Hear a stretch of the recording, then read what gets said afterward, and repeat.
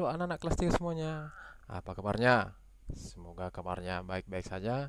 Dimanapun kelas 3 semuanya, tetap sehat-sehat. Dan juga buat orang tua dan didik kami, tetap memantau anak-anak kita, tetap menjaga kesehatan. Supaya lebih bagus lagi ke depannya. Dan juga buat Bapak Ibu Guru dimanapun berada, tetap jaga kesehatan, tetap memberikan yang terbaik buat anak-anak kita semuanya. Kali ini Bapak akan membawakan materi kelas 3 SD, tematik kelas 3 SD, subtema 2, kewajiban dan hakku di sekolah. Tema 4, kewajiban dan hakku, pembelajaran yang keenam. Bapak akan mulai saja. Di sini ada, Bapak akan bacakan ya. Guru sedang berbicara depan kelas. Semua siswa melihat ke arah guru. Mereka memperhatikan setiap ucapan guru. Lani bertanya kepada guru. Guru melihat ke arah Lani dan mendengarkan pertanyaan Lani. Setiap orang wajib mendengarkan saat orang lain berbicara. Apa yang biasa kamu lakukan saat orang lain berbicara kepadamu? Berdiskusilah dengan teman sebelahmu. Diskusikanlah apa yang harus dilakukan saat berbicara kepadamu. Nah, ini mengenai berbicara ya. Perhatikan anak kelas 3 ya. Ini dia kira-kira apa yang dilakukan saat berbicara kepadamu ya. Oke. Yang harus dilakukan saat orang bicara kepada kita adalah yang pertama itu mendengarkan pembicaraan dengan penuh perhatian. Itu yang pertama. Yang kedua, tidak melakukan kegiatan lain yang mengganggu konsentrasi orang yang berbicara. Yang ketiga, menatap orang yang berbicara. Yang keempat, tidak menyela atau memotong pembicaraan. Yang kelima, jika orang tersebut membutuhkan tanggapan, maka tanggapilah dengan bijak dan santun. Jika ia membutuhkan jawaban, berikanlah jawaban yang memuaskan. Itu dia anak kelas 3 yang harus dilakukan saat orang berbicara kepadamu. Oke anak kelas 3. Oke, Bapak akan melanjutkannya ya. Yang harus dilakukan saat kita berbicara kepada orang lain. Kira-kira apa yang harus dilakukan saat kita berbicara kepada orang lain? Oke, yang pertama, berbicara harus menatap lawan bicara. Yang kedua, suara harus terdengar jelas oleh kawan bicara. Yang ketiga, gunakanlah bahasa yang baik dan benar. Yang keempat, jangan menggunakan nada suara yang tinggi. Yang kelima, pembicaraan mudah dimengerti oleh lawan bicara. Yang keenam, tenang dalam berbicara, tidak tergesa-gesa. Itu dia yang dilakukan saat kita berbicara kepada orang lain. Oke, anak kelas 3? Oke, perhatikan lagi ya. Sekolahmu tempat yang menyenangkan bukan? Semua warga sekolah menjalankan kewajiban dan haknya. Bekerjalah dengan teman sebelahmu. Tanyakan kewajiban dan hak yang pernah ia lakukan di kelas. Buatlah daftarnya. Daftar pengalaman melaksanakan kewajiban dan hak di kelas. Iya, di sini sudah Bapak buat ya. Kira-kira seperti apa gambarannya? Perhatikan anak kelas 3. Daftar pengalaman melaksanakan kewajiban dan hak di kelas. Yang pertama, kewajiban. Mengenakan pakaian sesuai jadwal, itu dia kewajibannya. Hak. Penampilan rapi dan bersih, itu dia haknya ya. Yang kedua, kewajiban. Melaksanakan tugas piket kelas. Kira-kira apa haknya? Ruang kelas rapi dan bersih. Itu dia. Kita lihat kewajiban yang ketiga. Menghormati guru dan teman. Kira-kira apa haknya? Mendapat bimbingan dari guru dan teman. Itu yang ketiga. Kewajiban yang keempat. Belajar dengan sungguh-sungguh. Kira-kira apa haknya? Mendapatkan nilai yang memuaskan. Kita masuk ke yang kelima. Apa kira-kira kewajibannya? Membuang sampah pada tempatnya. Haknya? Lingkungan sekolah bebas penyakit. Itu ada anak kelas 3 ya. Soalnya Yang kelima ini sangat-sangat penting ya, membuang sampah pada tempatnya. Yang keenam, kewajiban kira-kira apa? Mengerjakan tugas yang diberikan guru. Haknya mendapat penghargaan dari guru. Nah, ini yang keenam juga pentingnya.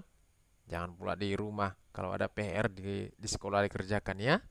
Oke, kita akan melanjutkan ya. Bapak akan melanjutkannya.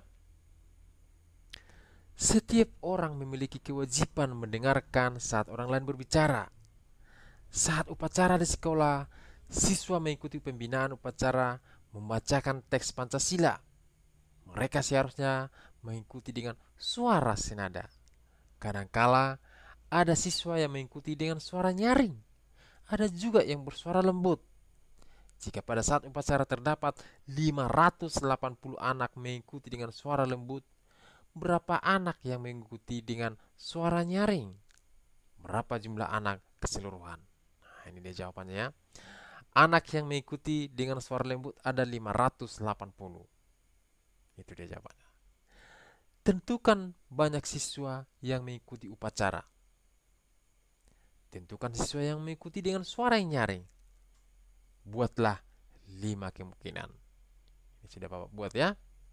Oke, anak kelas 3, perhatikan ini sudah ada 5 ya. Siswa yang mengikuti dengan suara lembut ada sini ya. Siswa yang mengikuti dengan suara nyaring, siswa yang mengikuti upacara 580. Itu sudah ditentukan tadi ya. Yang mengikuti upacara 580 ya. Perhatikan anak kelas 3. Yang pertama 900 suara lembut. Suara nyaring 320. Siswa yang mengikuti upacara 580.